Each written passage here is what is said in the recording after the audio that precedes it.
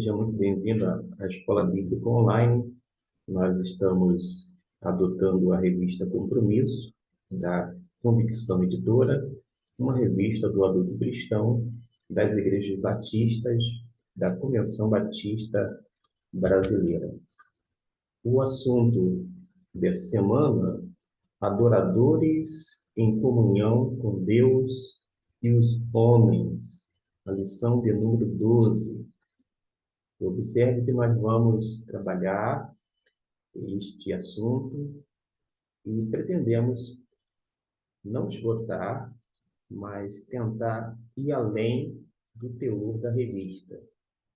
O meu objetivo não é simplesmente ler a revista, até porque aqueles que têm em mãos a revista que eu estou me referindo a esta aqui, a revista do aluno, poderá fazer a leitura em qualquer outro momento, mais de uma vez, se assim achar necessário e útil.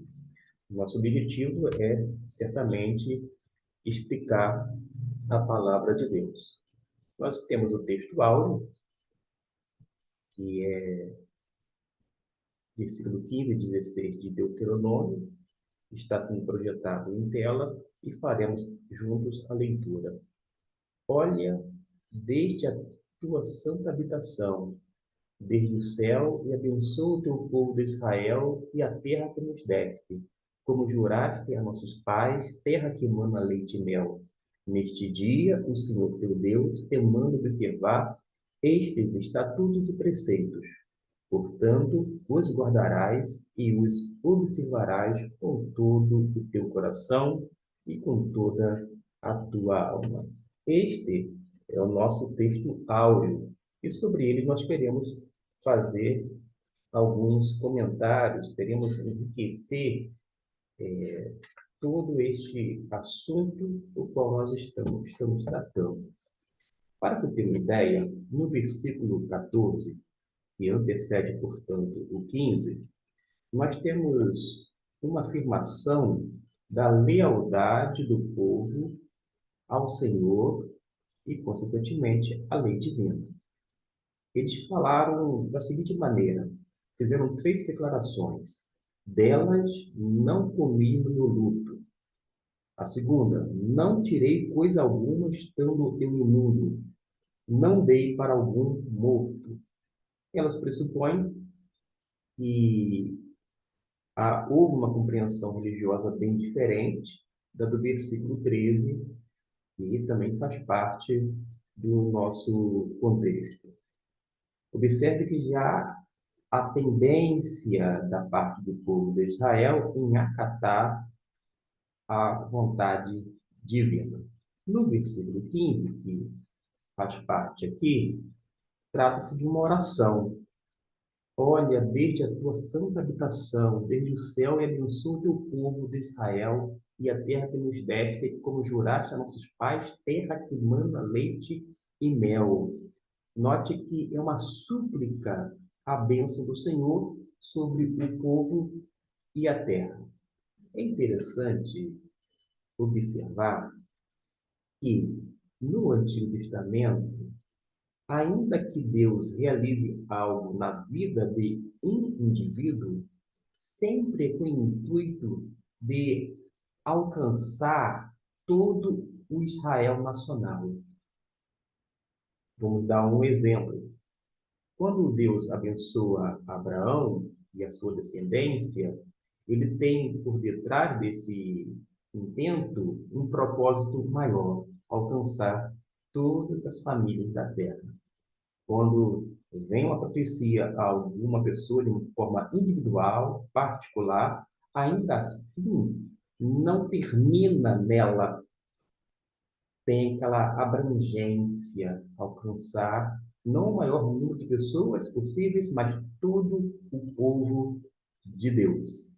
E aqui a oração não é apenas para abençoar a si próprio ou tampouco a sua família, mas todo o povo de Israel. É uma conclusão que eles chegavam de que se eles continuassem obedecendo ao Senhor, eles realizariam os mandamentos do Senhor e automaticamente teria o quê? A vida na terra que Deus dará a Israel. Ou seja, eles seriam abençoados pelo Senhor através do cumprimento dos mandamentos do Deus eterno. No versículo 16, que é esta parte final, quando diz assim: Neste dia o Senhor teu Deus te manda observar estes estatutos e preceitos. As palavras iniciais deste versículo 16 era o dia da renovação da aliança dada ao seu líder Moisés. Havia um dia específico dessa renovação da aliança. E é bom que a gente saiba que a aliança dada a Moisés, consequentemente ao povo de Deus, melhor dizendo, era nada mais, nada menos do que uma imposição dada pelo Senhor. Vou explicar aqui em poucas palavras. Deus viu que havia um povo sofrendo lá no Egito. Qual era o cenário? O cenário era Deus, opressão. Deus tira, resgata este povo oprimido e coloca no deserto. O povo agora está redimido, liberto e vai contar com a proteção e a provisão de Deus. Agora é no contexto de amor, não mais de opressão, conforme lá no Egito. E dentro desse contexto de amor, Deus, porque havia livrado, libertado o povo, ele vai impor as suas leis ao povo. E a lei, que a gente chama de pacto, concerto ou aliança, de acordo com as versões que vocês têm, nada mais é do que uma imposição dada por Deus, não mais no contexto de opressão, senão no contexto de amor. Afinal de contas, Deus continuaria provendo e, sobretudo, protegendo o povo durante toda aquela peregrinação até entrar na terra prometida. Dito isto, a lei do Senhor, como a gente chama de 10 mandamentos, não era um acordo, digamos assim, bilateral, que contava de ambas as partes. Pelo contrário, é algo imposto, é uma ação unilateral. Tipo, se vocês obedecerem, vocês serão abençoados. Se vocês não obedecerem, automaticamente a expressão que ocorria, que se emprega no Antigo Testamento, vocês serão amaldiçoados. Acontece que a gente vai verificar o povo de Israel, vez ou outra, desobedecendo às leis do Senhor. E haviam consequências. O povo se arrependia, clamava, Deus ia lá, com ação de misericórdia, e resgatava o povo novamente. Mas a gente observa que Deus, no Antigo Testamento, não passa a mão na cabeça do seu povo. No Antigo Testamento, o Filho de Deus é o Israel nacional, é o povo. Deus tem um filho, e este filho é o povo. Não é um indivíduo, é o povo todo. E não é à toa que Deus chama no Pentateuco de Israel como o seu primogênito. Deus tem um filho.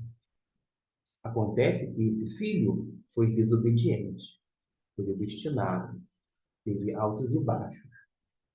Mais adiante, a gente vai ver que vai ser apresentado no contexto da, da era, daquela dispensação da graça, de Jesus como filho de Deus. E Jesus foi o filho que Israel não foi. Porque Jesus, mesmo sendo Deus, deixando sua glória, ele veio, se encarnou, habitou entre nós, cheio de graça, de verdade, e ele é leal ao seu Pai, ele cumpre a sua missão e é fiel até a morte. Ele é obediente em tudo. Em outras palavras, ele foi o filho que Israel não foi, ou seja, Israel deixou muito a desejar. Mas Jesus é o Filho de Deus, o unigênito da parte do Pai, porém mostra que ele cumpriu toda a vontade celestial. Então, tem essa renovação da aliança, quando menciona, neste dia o Senhor teu Deus te manda observar, é uma renovação da aliança, ou pacto, que vai fazer com que tudo aquilo ali fosse levado a cabo. O povo aqui, capítulo 26, versículo 16, está sendo levado a obedecer ao Senhor. Ele não devia, digamos assim, entrar no pacto ou na aliança com reservas, tampouco com a lealdade dividida ou parcial. Em outras palavras, aquelas leis que foram impostas deveriam ser levadas a sério e cumpridas à risca. É isto que a palavra de Deus nos mostra quando a gente lê o Antigo Testamento. Essa parte é a chamada introdução, para se ter uma ideia. Mas a gente pode avançar. Não antes, como a gente, na revista aqui, para se ter uma ideia, tem muitos capítulos a serem abordados. A gente não tem condições de esgotar todo o assunto. A proposta do capítulo 14 até o 27 é muito texto bíblico, é muita situação. E para que você venha ter uma ideia, eu fiz uma separação aqui para a gente ter uma noção de um esboço. Isso mesmo, um esboço que vai mostrar, pelo menos vai nos ajudar a compreender melhor do capítulo 14 até o 27. Vejamos o que nós podemos ver com base nesse esboço. O capítulo 14, ele fala, no primeiro momento, sobre um povo santo que deveria ser o quê? Diferente dos demais.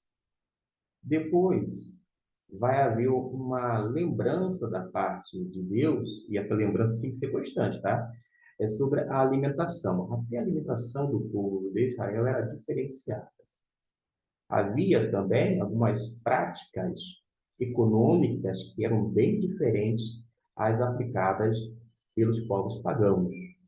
Vai haver leis sobre os oficiais, vai haver em outro momento, no capítulo 19, uma orientação específica para a santidade de vida, tanto individual quanto coletiva.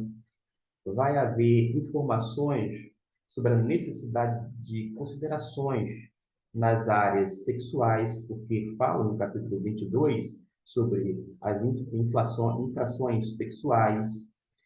Capítulo 23 vai mostrar alguns elementos que não podiam participar ou estar dentro, vou dizer assim, do arraial religioso. No capítulo 23, até do versículo 15 até o 25, para se ter uma ideia, tem códigos de direitos, tem capítulo 26 agora, duas confissões litúrgicas, e quando chega no capítulo 27, vai falar sobre a renovação da aliança, ou o pacto que foi feito lá em Siquém, conforme o capítulo 27, versículo 1 até o 8, e depois sobre a questão cerimonial, a observância do silêncio e a cerimônia em Gerizim, e por fim vai mencionar sobre as 12 maldições de Siquém. Gente, esta é uma visão panorâmica do capítulo 14 até o 27.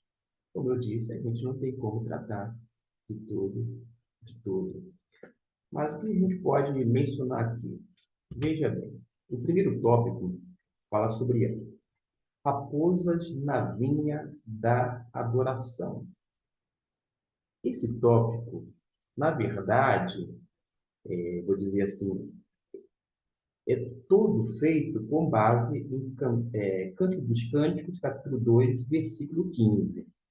Não sei se você conhece esse versículo, ou lembra de cabeça, mas eu vou fazer então aqui a leitura para que você possa acompanhar e ter uma noção só do tópico, tá? Nós não vamos trabalhar o tópico necessariamente, mas vamos, enfim, trabalhar algumas questões relacionadas ao texto bíblico. Então, eu vou aqui localizar. Não estava no script, capítulo, deixa eu ver aqui na revista, capítulo 2, versículo 15. Faz menção o seguinte: apanhai as raposas, as raposinhas que fazem mal às vinhas, pois as nossas vinhas estão em flor. O que eu quero chamar a atenção?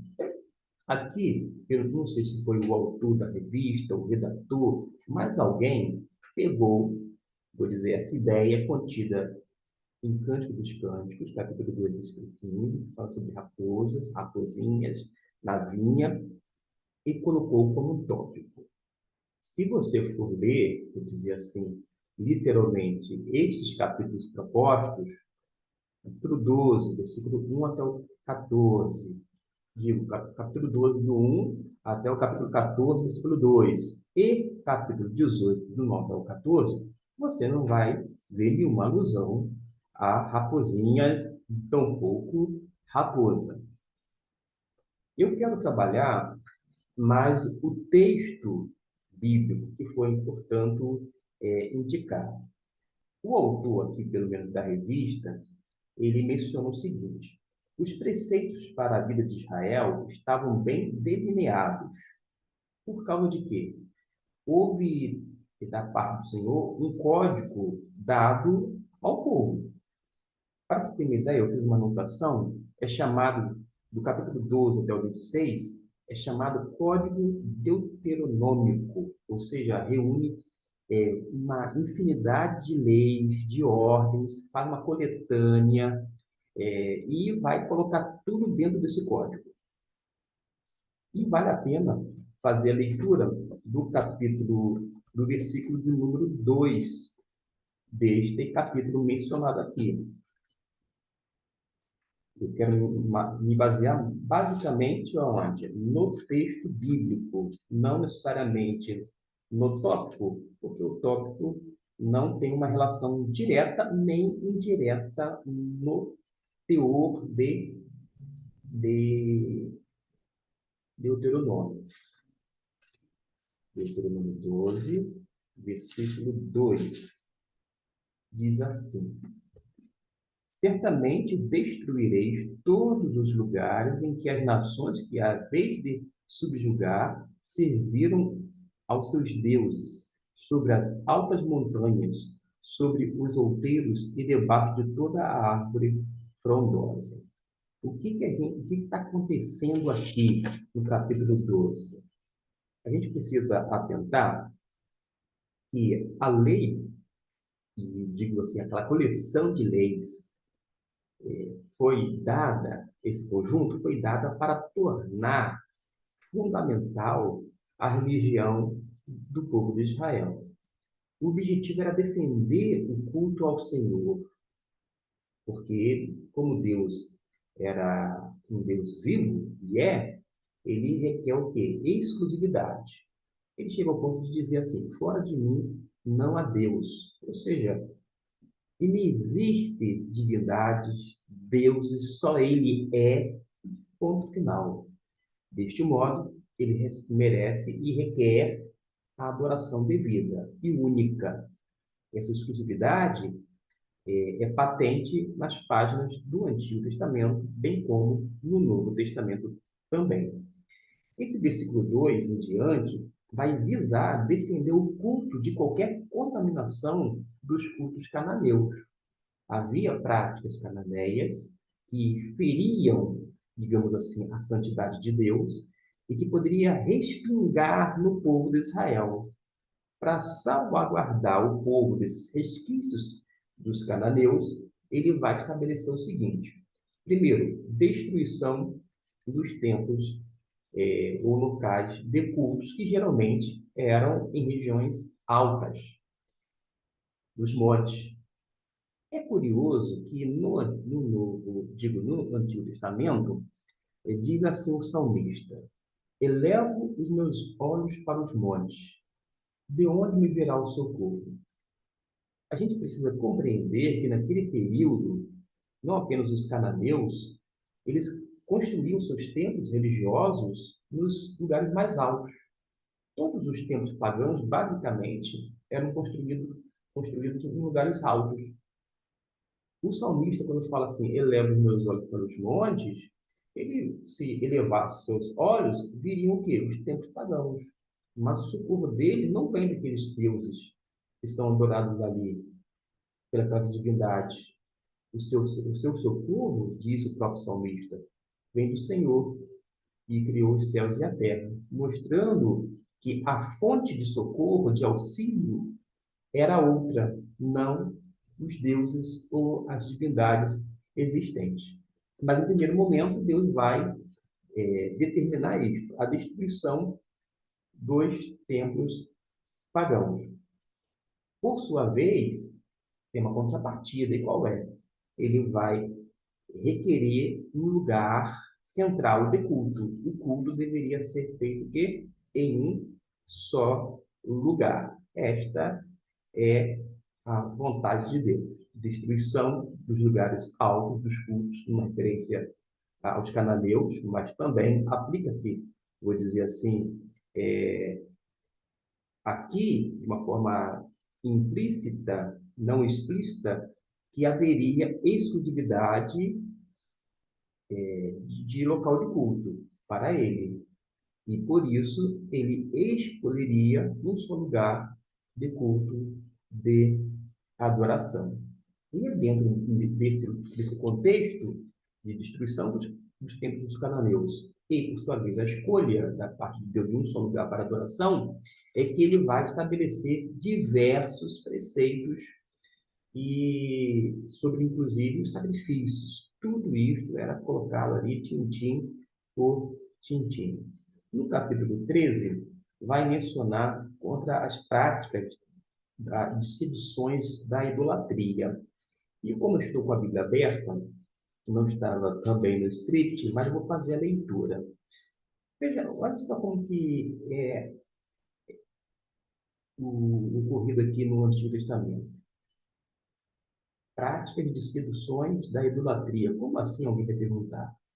Às vezes a gente fala uma coisa e requer o quê? A necessidade de se reportar ao texto bíblico, ler, entender, compreender, para você dizer assim, ah, entendi o que ele acabou de dizer.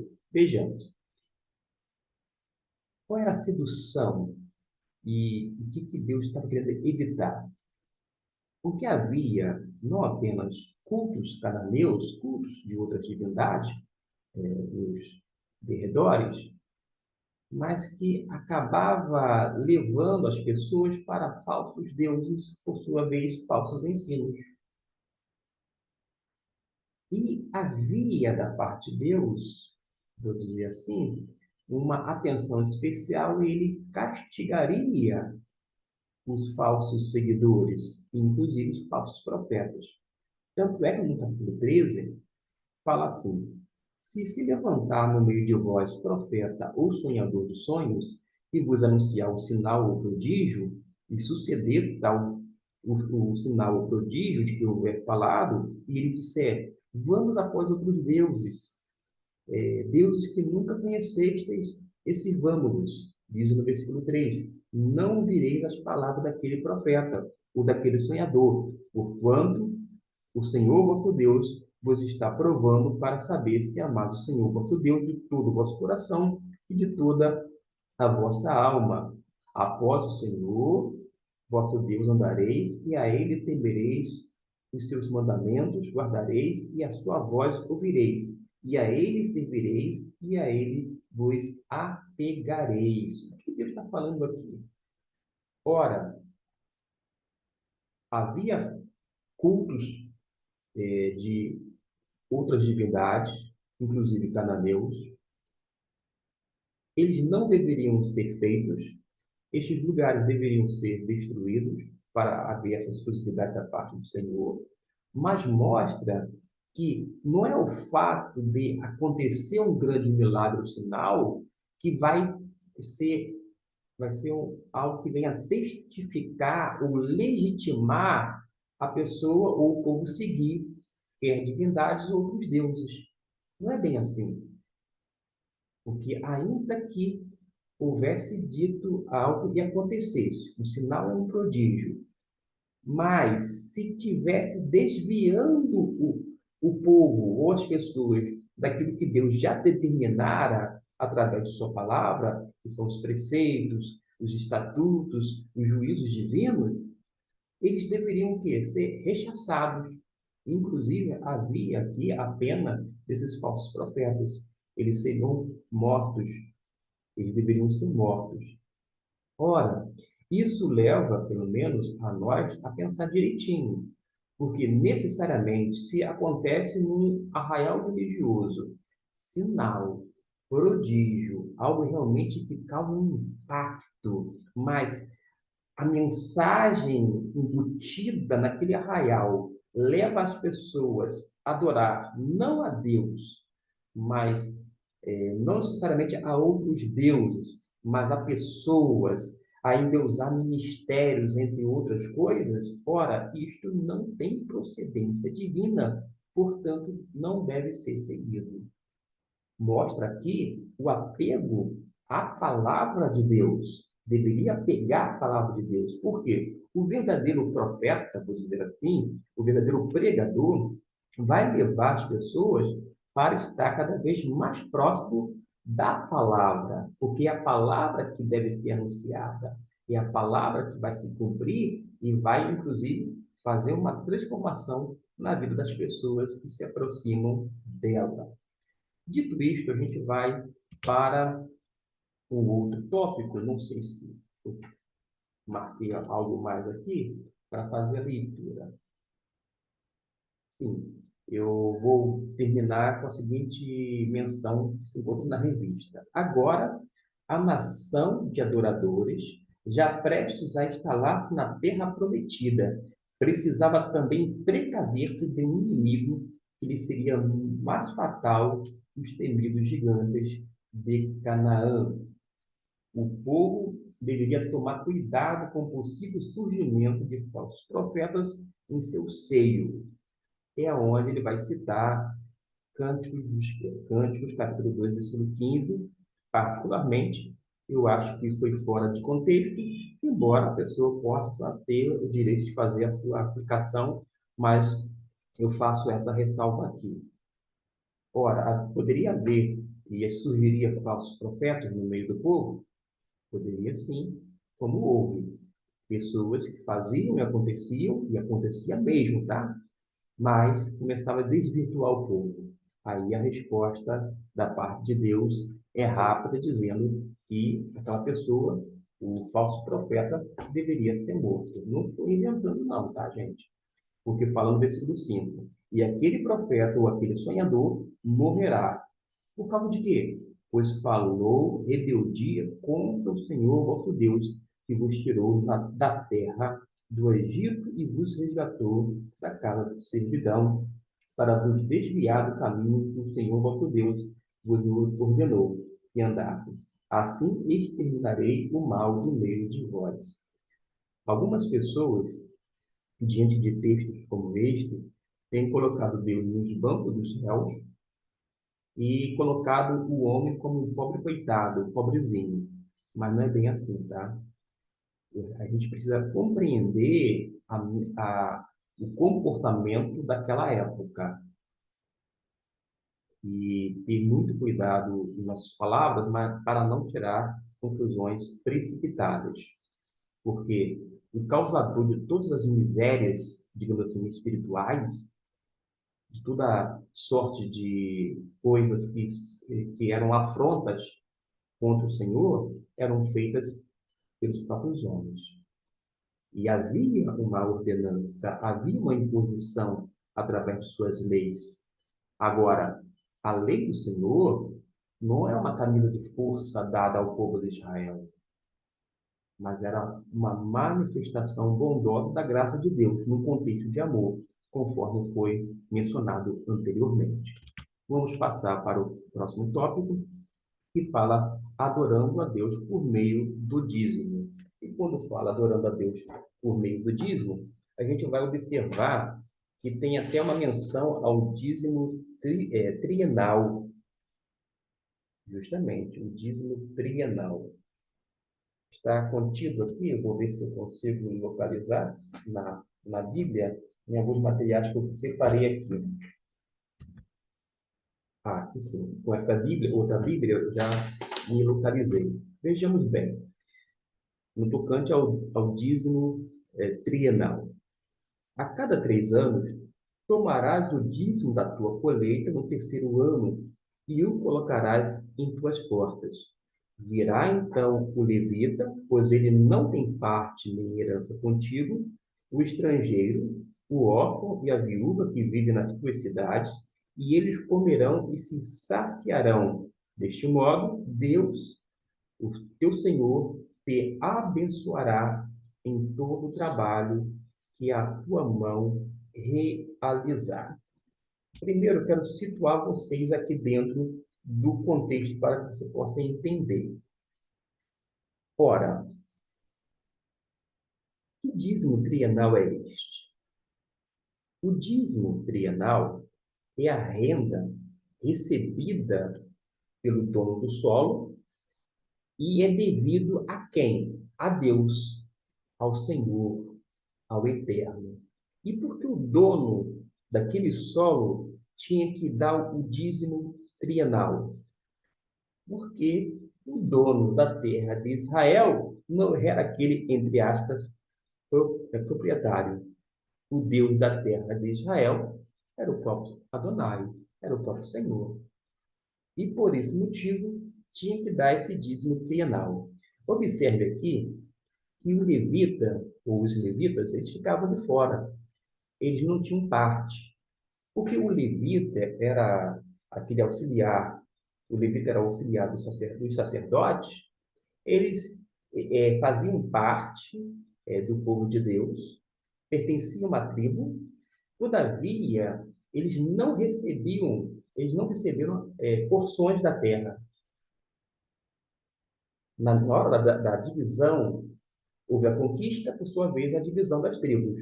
Mas os levitas, eles não recebiam sequer as porções da terra, porque eles tinham sido separados para um serviço específico e não tinha nenhuma conotação com essa questão financeira, ou seja, tem um proveito uma vez que exerciam tais ofícios. Pelo contrário, eles ficaram de fora da porção, em tocante à distribuição da terra, mas também aqui ele não vai receber, porque ele não terá parte na herança contigo. Mas quem é que seria favorecido? Alguém seria favorecido. Ora, se o dono da terra, os proprietários, tinham que entregar o dízimo de uma forma trienal, os levitas, que era parte de um grupo religioso, não recebiam um centavo. Mas quem é que Deus estava intencionando, desejando, anelando em seu coração em ajudar? Os poderosos? Claro que não. Deus, num certo sentido, ele toma partido. Ele sempre fica do lado do oprimido, assim como se deu lá no Egito. O povo do Egito oprimiu o povo de Israel, ele foi lá, tomou partido do oprimido. Ele fica sempre do lado do órfão, da viúva, do estrangeiro, porque o estrangeiro podia viver dentro das terras de Israel depois, mas eles não podiam sequer ser proprietários de terra. E eles não poderiam ficar assim, chamado no popular nosso, ao Deus dará. Mas Deus protegia e fazia, inclusive, leis específicas para as pessoas que contribuíam para o progresso de Israel, os estrangeiros, que viviam ali, trabalhavam ali, enfim, contribuíam para o crescimento, porém, não tinham certos direitos. Mas, ainda assim, Deus estava do lado de tais pessoas. E, conforme o texto diz, quem que seria beneficiado? O estrangeiro, o órfão e a viúva e as pessoas então que viviam nas cidades. Em outras palavras, os pobres seriam beneficiados.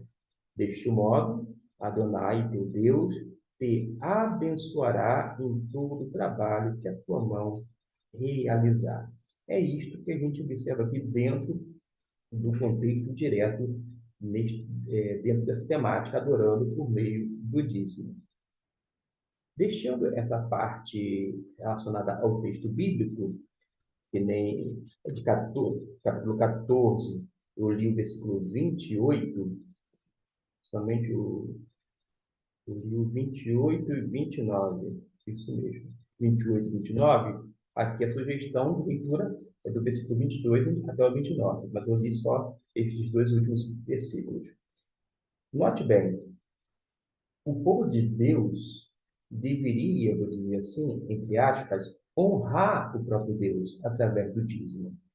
Gente, Deus havia livrado o povo lá do Egito. Ele tinha entrado para o deserto. Teve provisão e proteção.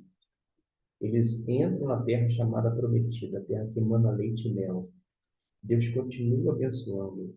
Aí Deus tem exclusividade de culto, manda destruir os templos pagãos, por dizer assim, e requer um lugar só para adoração, para esse encontro, uma adoração que implica em serviço. Ele toma partido, ele se preocupa com os pobres, com o estrangeiro, com a viúva, com o órfão, enfim, com as pessoas que precisavam realmente. Ele se preocupa com os necessitados. Ele estabelece o chamado dízimo trienal, entre outras legislações no tocante ao dízimo disto, daquilo outro, oferta disto, ou daquilo outro também. Mas vocês observem que Deus tinha essa preocupação. E a maneira de agir do povo de Israel iria, digamos assim, honrar literalmente a Deus. Hoje as pessoas querem ser honradas, por dizer assim. Ah, Deus tem que me honrar.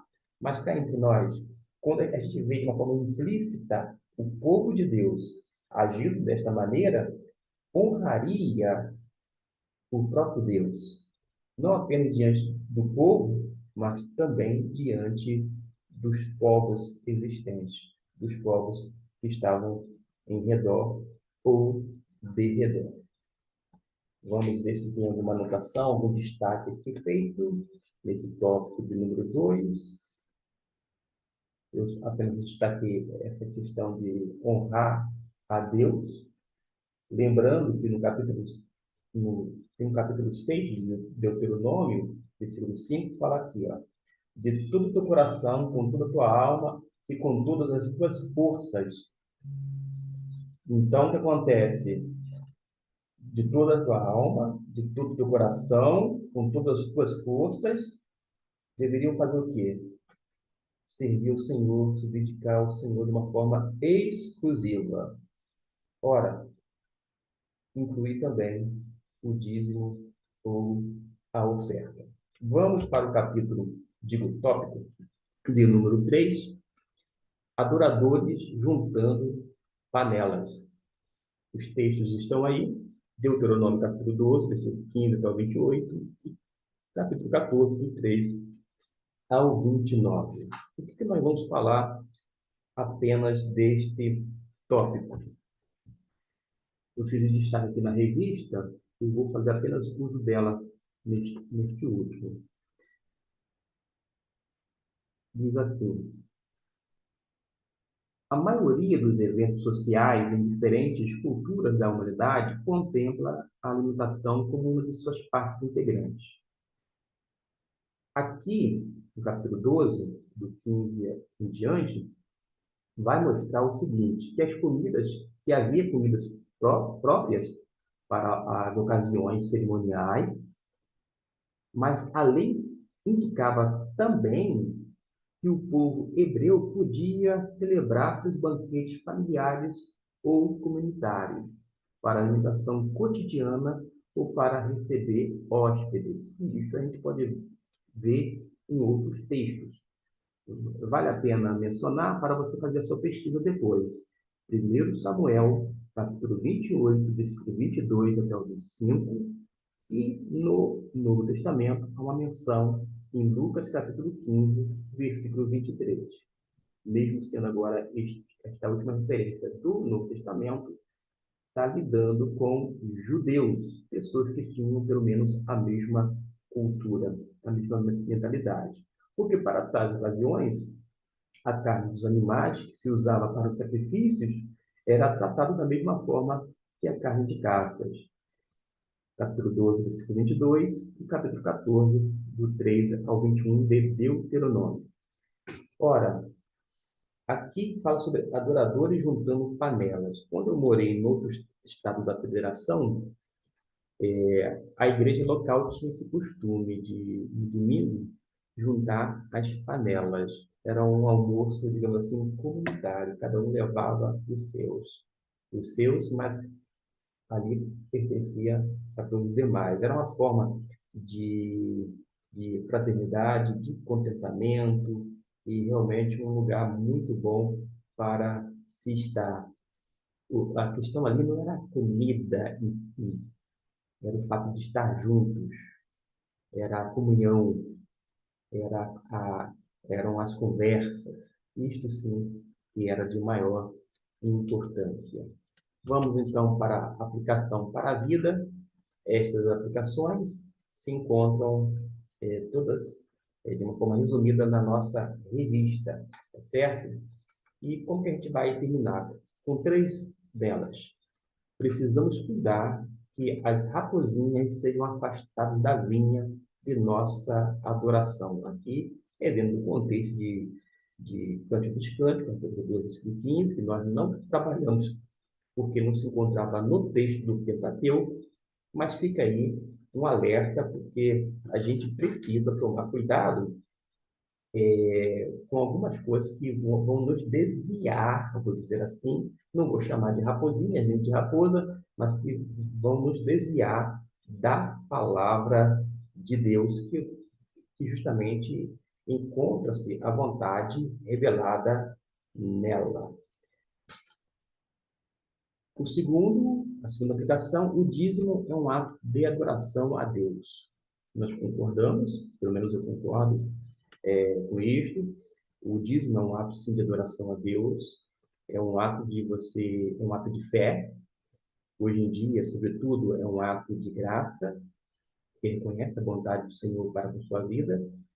Mas eu diria que também é uma maneira de você honrar a Deus. Note bem, fala-se muito hoje em dia sobre Deus me honrar, Deus vai te honrar. Mas cá entre nós, nos apegando a esse teor exclusivamente bíblico, a gente precisa não buscar ser honrado por Deus ou por outra pessoa, mas nosso foco deveria ser o quê? Honrar a Deus. O terceiro aspecto aqui na aplicação é o propósito do último tópico, uma alusão ou conexão que faz uma ponte com a Igreja de Jesus Cristo, conforme esse autor, deve ser um lugar de comunhão, uma comunidade de fiéis que demonstram interesse genuíno uns pelos outros. Fiquemos por aqui, estamos na reta final. Na próxima semana nós encerramos este trimestre, mas aviso de antemão. O próximo trimestre, abril, maio e junho, nós vamos estudar o Evangelho de Lucas.